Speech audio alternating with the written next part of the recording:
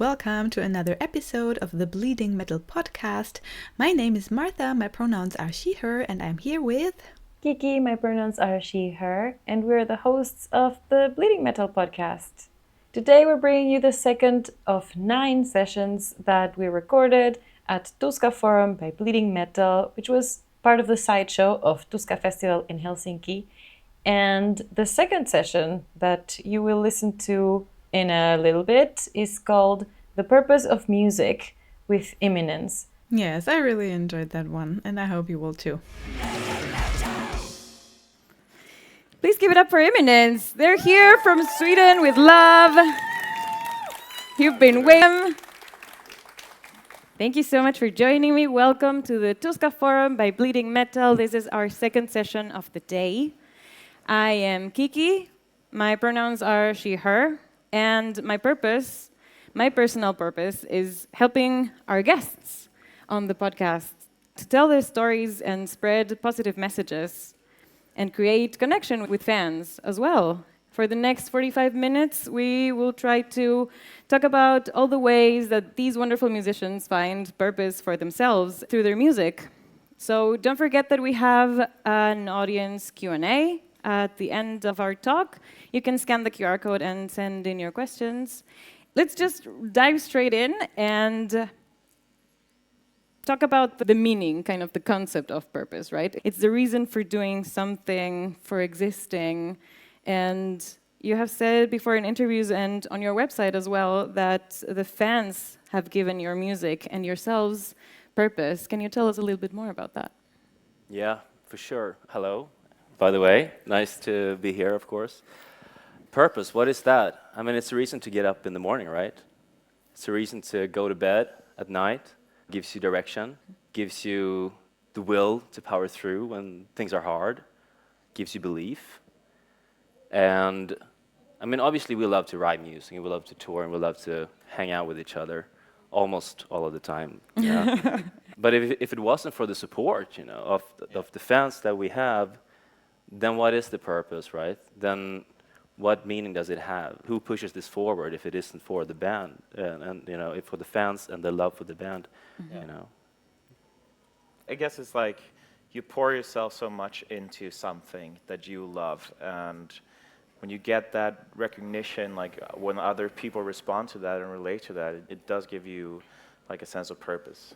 Yeah, it becomes real. It becomes real. Like you sit at home by your home studio and whatever, and you write your music and talk about things that are meaningful to you, comes from the inside or whatever, but it's like it's everything through a screen or like computer or a phone in my case, and it becomes real when you meet the people who support you, comes up to you and like talk about themselves and explain like how much meaning they found in our music.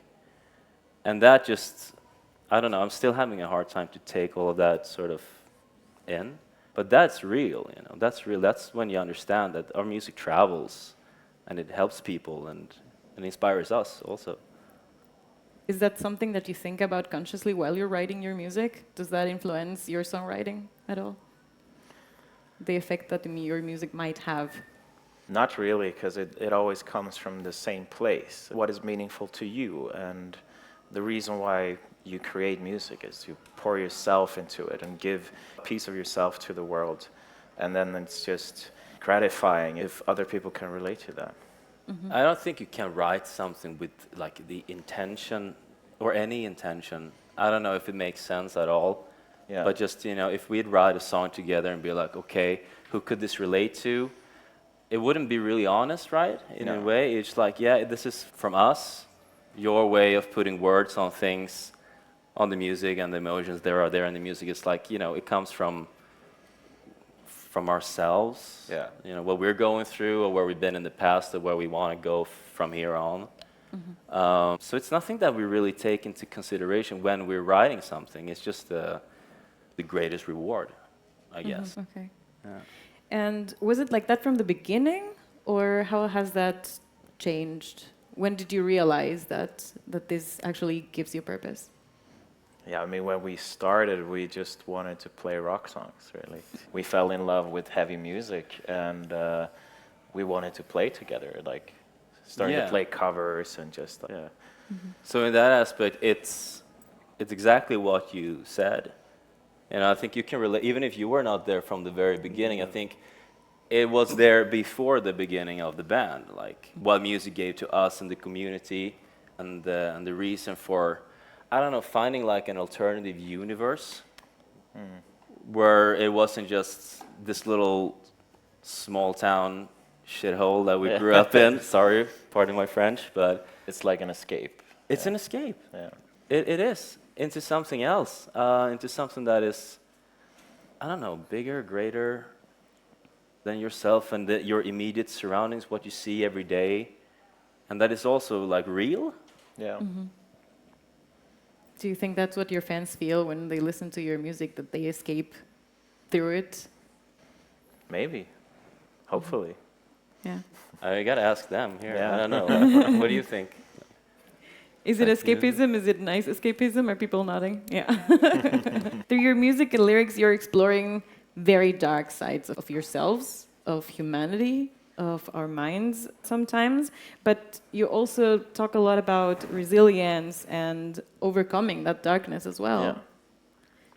Do you apply that to humanity, to the world at large as well? How do you mean? Do you see the resilience out in the world happening in societies, in cultures? Do you ever analyze how those kinds of feelings come up in other people? I don't know. I don't feel like I can write for someone else. You know what I mean? What is really going on in the world? I always wrote about myself and my own feelings and my perspectives. How is it for you all? I think we're living in very strange times. I think a lot happened during our lifetime that has never really been seen for like, I wouldn't say generations, you know, but it's like the past 5 years at least have been overwhelming with everything happening in the world. And of course that has naturally like affected our lives as well. Tying back to the topic of having purpose, like all of a sudden the pandemic hits, you can't go on tour anymore. You can't do anything that you ever dreamt of doing as a kid growing up and something you struggle to achieve, you know, and then all of a sudden it's just put on hold. And there can be other like bigger factors, being it whatever, war or something happening right now that is of course kind of putting your plan out of course. And so there's a challenge to that, you know, to try to stay true to what you believe in and what you want to do, even with the external things that you cannot control. I mean, you can't do anything about what's happening in the world, but you can probably try to control what drives you, what motivates you in all of this. So yeah, I think right now in these times, art and music is very important. It's very important because it's something people need to, you know, one of the things to stay alive for and fight for, and yeah, just use as that escapism as we spoke about. Yeah. Do you think that you also lead by example in that sense when you talk about your stories of resilience and overcoming your own darkness? Is that something that connects with your audience? I wouldn't call it like leading with example. It's more about staying true to yourself and continue to do what we love. Yeah, I don't want anyone to be like, wow, look at Imminence, like they got it all figured out. Absolutely not, like far from it. But I think if you can, then try to use whatever it is that happened to you and turn it into something productive. Put it into your passion, if you can. I mean, it's not always easy, and I understand we are fortunately in a position where we can, you know. Not everyone is, but if you can, I think that's the best thing to do with all that. Yeah. And going a little bit more towards your process of creation and your vision, you seem to always have a broader vision, not only about your sound, but with your visuals as well, with your videos. What has been the most inspiring things throughout these dark times, as you were talking as well, throughout the pandemic and whatever we're living right now? Where do you get the motivation also to keep bringing that escapism, that light to others? I mean, it may seem like we have everything under control and have a big plan about everything, but like you said, maybe that's not the case. for us, it's always like music comes first. So obviously we have a much bigger part of Imminence that is connected to music videos or to our values or whatever, or touring.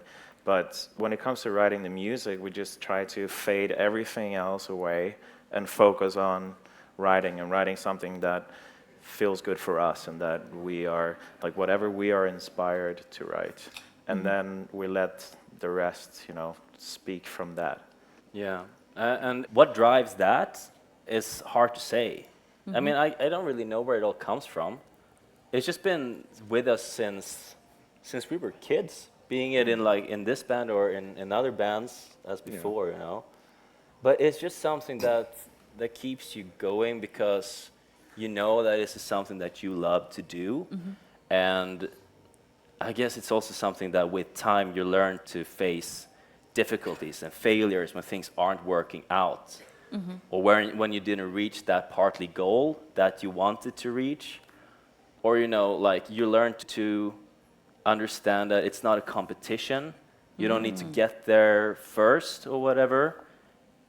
And that could be something in the early days. Like you think you're spending all your time and your energy into something like the first album. Yeah. We were like, okay, this is the debut album. This is gonna get big. Like this is the hybrid theory. This is like this is what we wanted to do. Like we spent so much time writing this album, and then like you put it out, and you just think that, oh my God, the world is gonna fucking it's ours now. Like, nobody cares. Instead, there's another band releasing their first album, and they blowing up instead. And it's like, yeah, it's good for them. You have to realize that it's about your journey, It's not about yourself, your journey, making it meaningful to you, right?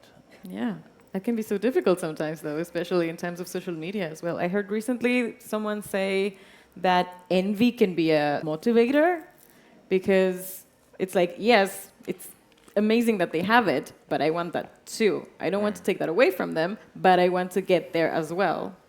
Is that something that you have felt maybe? I think we started out before social media really was that big thing. Yeah. We're that old, right? What? Yeah, we're that old now. We're that old, yeah. Like when we started, I remember when we got in touch, you booked your tours yourself. It was just getting out there. It was no really finding that reel that could blow the band up. The only way to do it was really to go out on the road, do the grind, and just play in front of maybe 5 to 20 people in Sarajevo or wherever we could be. That's the way it kind of started out, and we just kept grinding, and more people kept coming. And I think that maybe in those early days, it was, you could look at other bands that were maybe in the same size, and you would get envious, and you would think oh, they're doing this, and we want to do that. But like Harold said, it's also important to kind of overcome that and don't have envy of other people, because you are going on your own journey, and it's gonna be different for everyone, I think. True. Yeah, it's really, and I think there's always going to be someone that has what you don't have. I watched this interview that was great. Someone talking to this billionaire who talked all about his possessions and his assets and the companies, and the guy talking to him said, "Yeah, I have something you will never have." Yeah, what? Enough. Damn. And that's sort of you have to understand this as well. You got to appreciate whatever you have achieved. Yes. The steps that you've taken, where your struggles took you over all those years. And look at what you have now, look at where you started. And easy to get swayed away on social media. So it's all toxic anyway, isn't it? I mean, we are there, we have to, but what it does to you sometime, it's just, it's a bad focus, it's a bad measure. Yes. However, that can be even more difficult for women. We see that a lot as women in metal. We not only have to struggle a little more with imposter syndrome, but also with the comparison, not only from ourselves, but also from the fans and from the industry, in the sense that, for example, there are still festivals that will not book as many women because they already have one. They already have one female fronted, they already have one token, How do you think we could make that better? Is that something at all that you think about, diversifying the metal industry, the people you yourselves work with even? I mean, I think It's a great point, and I have seen, especially since we've been doing festivals for many, many years now, and in the last couple of years, there's a lot more female-fronted bands on the festival bills, and I think we're going in the right direction. For sure. And I think we need more female people working behind the scenes as well, Yes. like not only on stage. But I think we're going in the right direction for sure. And I think good music is good music. It doesn't matter who performs it. Yeah. Yeah. And that's what should get booked. Yeah. Yeah. And also, there's never enough. No one is replaceable in that sense. Every band, every musician is unique. And so just because you already have one genre, you want more of that anyway, because the next band does not play exactly the same as the first one. So why would you say no to the second one? You would never do that to a band that's only guys. You would never say, oh, I already have one of those. Yeah. No, exactly. And I think maybe in the past, let's say 10, 15, 20 years ago or something, I think if you're talking about female-fronted acts, it's a format. It's sort of like, okay, this is what we're expecting to see from a band that has a metal singer or something. And that is still around, but it can be so much more. And I think maybe, actually thanks to social media these days, I was bashing it before, but saying that you get just so many more options presented to you. You know, I think maybe if you are a woman or a girl or something, and you're growing up and you want to be a musician or vocalist or whatever, you don't need to be what previously was associated to being only that. I mean, there are so many more roles that you can take today, Yes. on or off stage. Yeah. Absolutely. And I was so happy to see that your crew is very diverse in that sense, that you have a female photographer, tour manager, etc. Congrats on that one. During the research for today as well, I have the impression that you've been very professional since your very beginnings. Something that I admire a lot as well, your aesthetics as well on performance and on this little stage as well.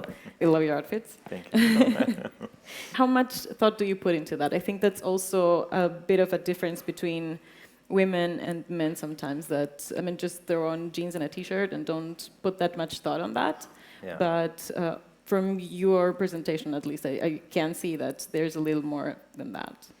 I think you can maybe be a guy in a metal band and you don't need to worry so much about your looks. It's more about how you play your guitar or whatever.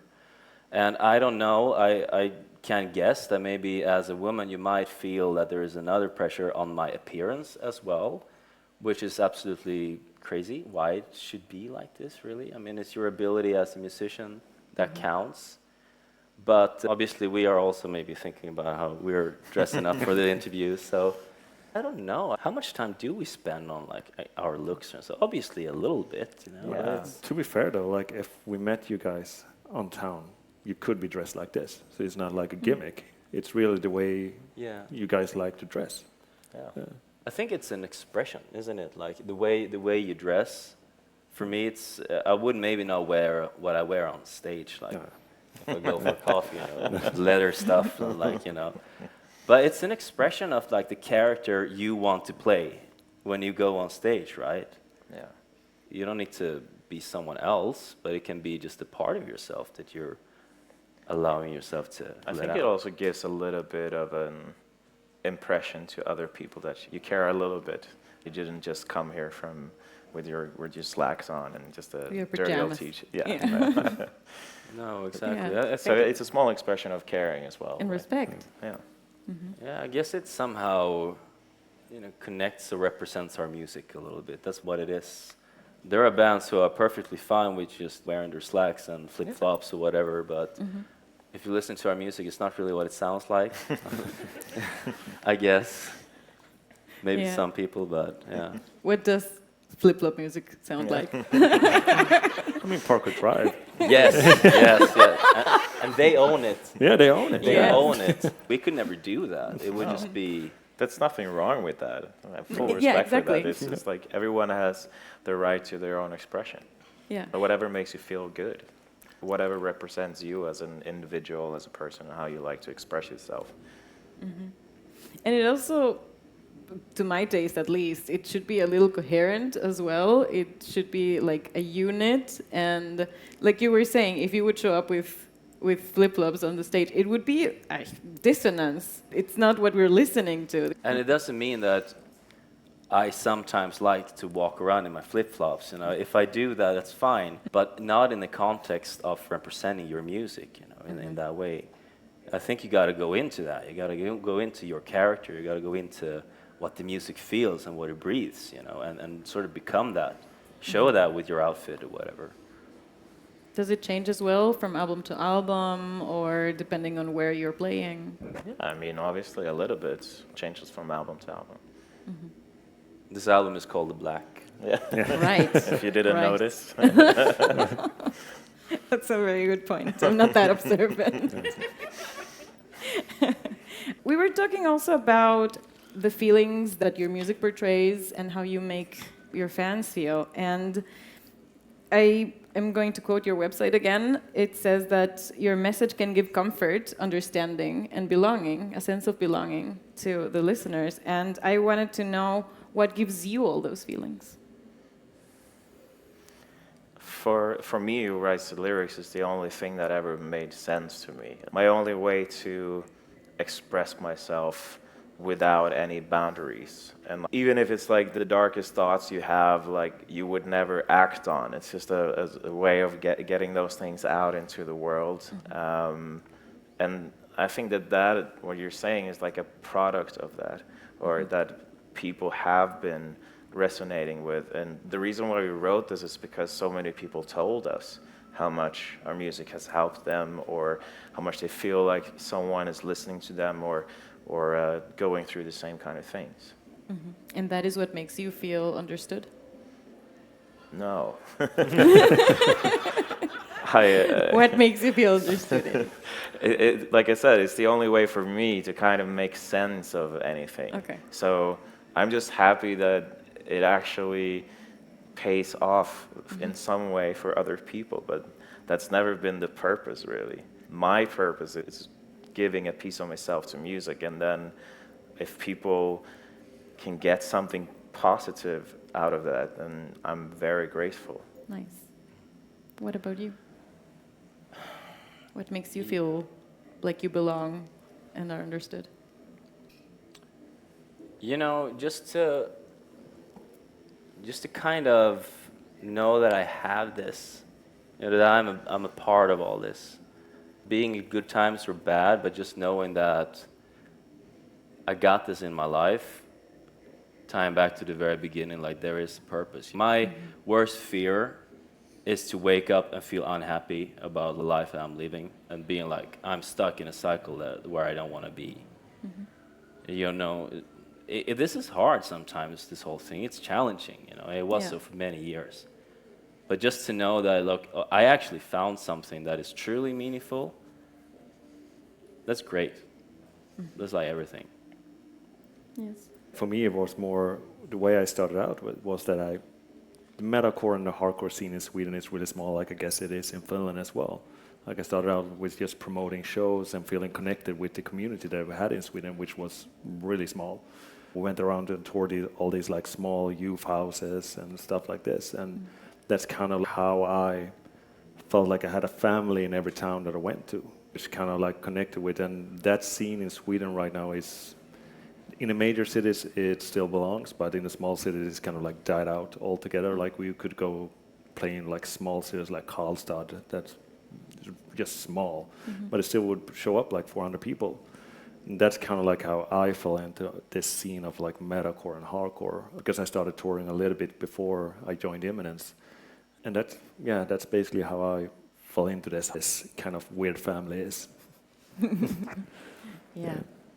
Just in the session before, we were talking about the values of the metal community and how we are supposed to be very welcoming and open-minded, and sometimes not really. Do you have any thoughts on that? How do you feel that the metal community is in that sense? It's been better. Before? Yeah, I would say so, yeah. How has it changed? I'm just seeing some weird bands that are still around right now that, yeah, it doesn't really belong into the metalcore scene that I grew up in. Do you want to elaborate on that? No. Okay. When we started out, you know, like 15 years ago, also a little bit more centralized in a way, like almost like people chose metal to be their lifestyle, or like they chose that I'm going to listen to metal.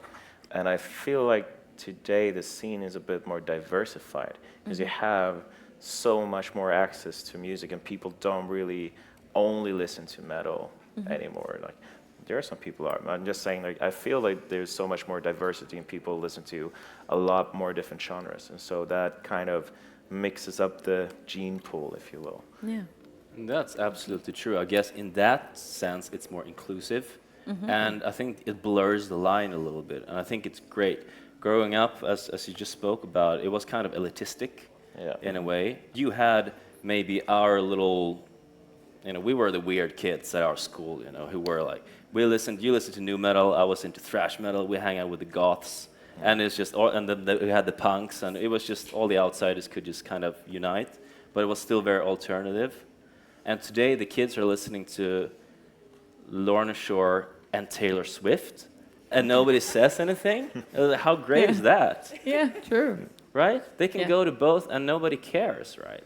And I think that's the direction we have to go in order for this thing to not just stay, as become just this underground subgenre, that is can reach more people, and you can break those boundaries and show how heavy music, like how great it can be, and how it can also reach more people. And I think this is why this scene is bigger than it's been like since forever, especially like the metalcore community like that.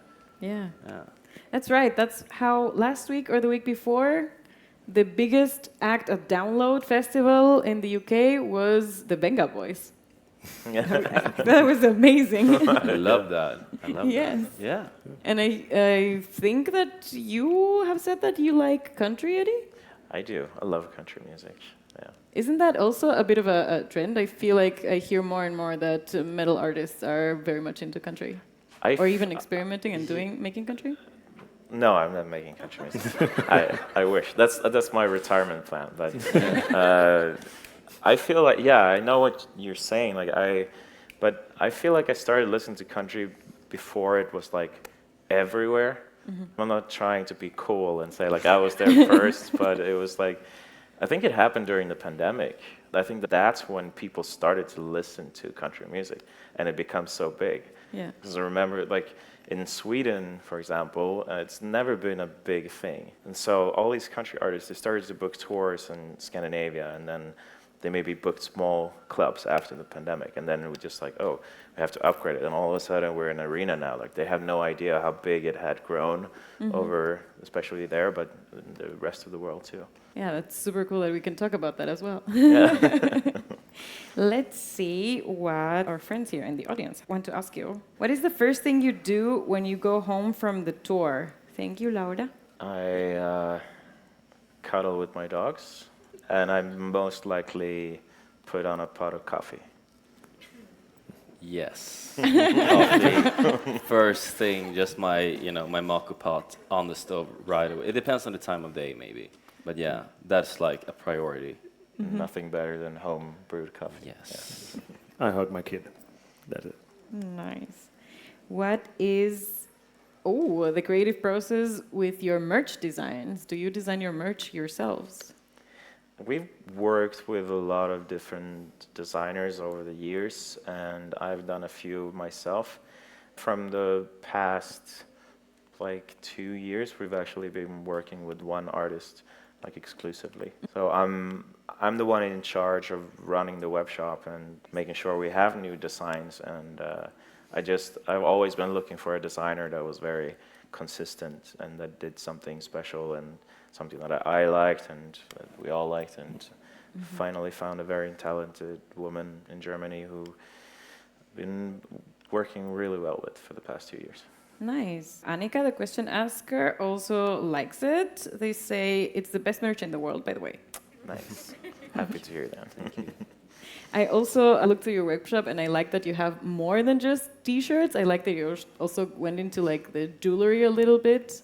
because I'm the kind of metalhead that does not own a single band shirt because I find them boring. I do have lots of tote bags, I have socks and even leggings from my favorite bands at some point, but yeah, diversify. Yeah. What's been the best part in your career so far? Playing at Tuska Festival. Love it. I would say the first time we went to the States, because everybody told us not to go headline the first time we go over there. Really? Like literally everybody in our team said like it's a bad idea. But to go over there and actually sell it out in, what was it, 48 hours the first? Yeah. So I think that was a really proud moment to actually just say like, let's just do it, trust in ourselves. That's amazing. Yeah. Would you ever sell books of your sheet music? The anonymous question asker is a beginner violinist and very inspired by your music, motivated by learning to play their favorite Imminence songs. We've gotten this question a couple of times, and we want to release sheet music. I'm the one doing it, writing sheet music, but I've been a bit lazy. I'm sorry about that. It's only like when we did our last album, The Black, I started to write sheet music for me going into the studio to record it, because it's just so much easier and faster for me to record if I can look at the sheet music. So I have some homework to do on the older stuff. Okay. But yeah, eventually, yeah. That's so cool. That's also like even a cooler thing to have on the shop as well. Who is your dream featuring band or artist you would like to work with? For me personally, it would be Justin Vernon at Bon Iver. Yeah. Well, I don't have one that is like, oh, this one. I have several. If we could do something with Sigur Rós. Very cool. Very cool. I think I know what your answer is. Oh, yeah. It's always Trent Reznor. ooh, nice. It has been said that lyrics are a way of putting thoughts out of your mind. How does it feel to still perform some songs, although your mindset or situation has changed? I think it's fine. For me, it's not like a struggle of performing them, because you can kind of compartmentalize them and you kind of distance yourself from the meaning to the performance. But sometimes it hits you, like maybe you see a face in the crowd reacting or relating strongly to a song, and then it kind of breaks you inside. But for the most part, it's fine. Do you give them a new spin, or do you stay true to the original? How do you mean? If you're performing a very old song and you don't feel those feelings anymore, but you are still playing it, does it still sound like years ago? I hope not. I hope it sounds better. But you don't do anything differently. I mean, I mean, sometimes like maybe the way you sing it, or like make a melody change or something. But it's mostly true to the original. Yeah, it is. I mean, it's a testament to where you were at when you wrote that song, when it was put out. It's part of your legacy, so why not? Yeah. Legacy, I like that word. Are you happy with the legacy that you're leaving behind so far? Yeah. Yeah, I think so. I think so. That's beautiful. Yeah. And that is kind of in line with the next question. Kay wants to know, how do you define success, both as musicians in the metal industry and as individuals? And was there a particular moment, maybe the US tour, when you felt you had truly achieved it? I don't think I ever felt like I made it. No. I never felt that. Even if you've done great things beyond your imagination when you started out. I remember when we were kids and we talked about maybe we could even like record an album. Wouldn't that be cool? And you do that, and then you know, get to the next goal and whatever. I don't know. You can see yourself and visualize where you want to go. And I guess if you're successful in reaching to that point, you know, where you could see yourself be, I suppose that's the definition, but I don't know if I'll ever feel that, okay, I'm good. I'm just going to put my feet up against the wall and just live off the royalties. Right. Sounds cool though, right? You're always chasing the next thing. It's the chase, Yeah. right? Isn't it? Yeah. Always having it. What can we do next? Yeah. You must get a lot of messages and responses about your music, do you still get surprised by how many people struggle with their mental health in their daily life? I wouldn't say I'm surprised, because I think a lot of people are suffering from that. And I think we, as a society, it has come to light more, and it's more normalized to talk about your mental health. So I think that's a good thing, that people are speaking up and showing that part of themselves. Do you see yourselves as advocates of mental health as well? No. I mean, I know that in effect, in a way, we might be, but like I said before, it's not really what it's about. For me personally, it's just my way of dealing with it, and if that can be turned into something positive, then I think it's beautiful.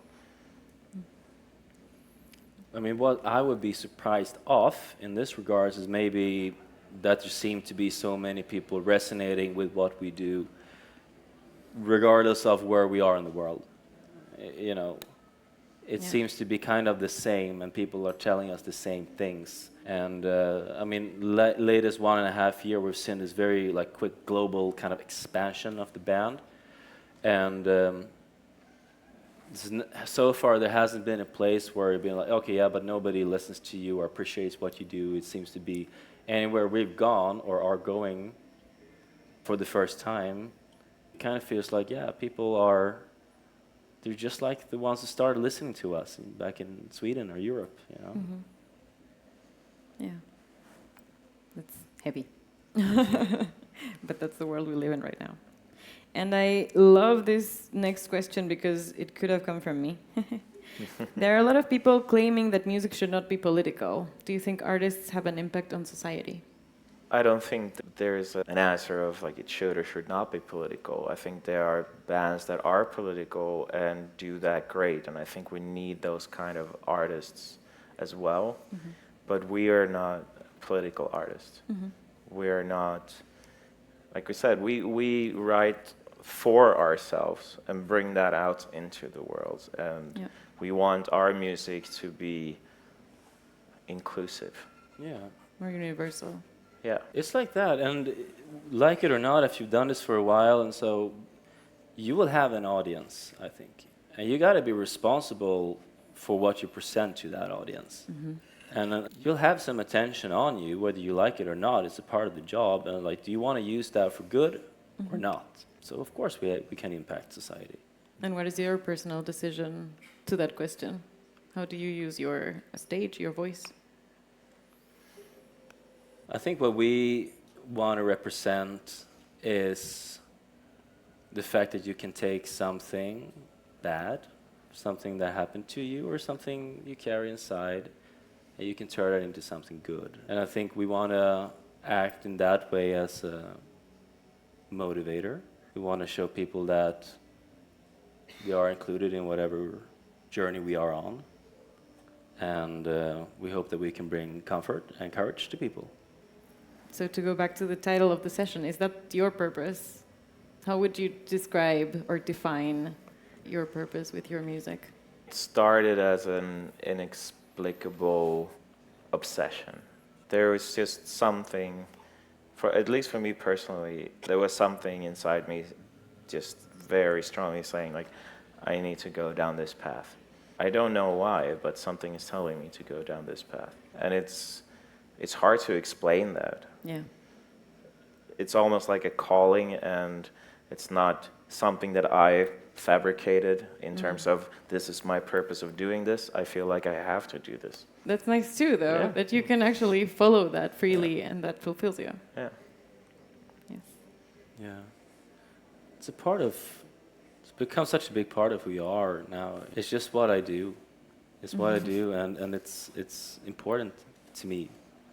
And that's why I keep doing it. I would think that the audience is with me on this one, that you are actually doing a great job offering that comfort and that sense of belonging and offering the understanding to us as fans and listeners, and that is a beautiful thing. So thank you for that, and thank you for your time today. Thank you so much. To the audience for joining us. Thanks to the listeners and to the people on YouTube watching us live. And we will be back with some more sessions. But first, give it up for Imminence. Thank you. Thank you. Thank you so much.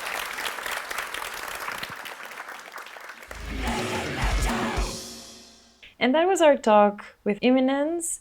It was really insightful, it was really touching, and I hope that we can have the band very soon again on the podcast to keep talking about that and other super interesting topics. You can, of course, hear all the other episodes from Tuska Forum in the coming weeks. Thank you for listening and subscribe to the podcast. Share the podcast, tell your friends about it, and rate it. See you soon. Bye!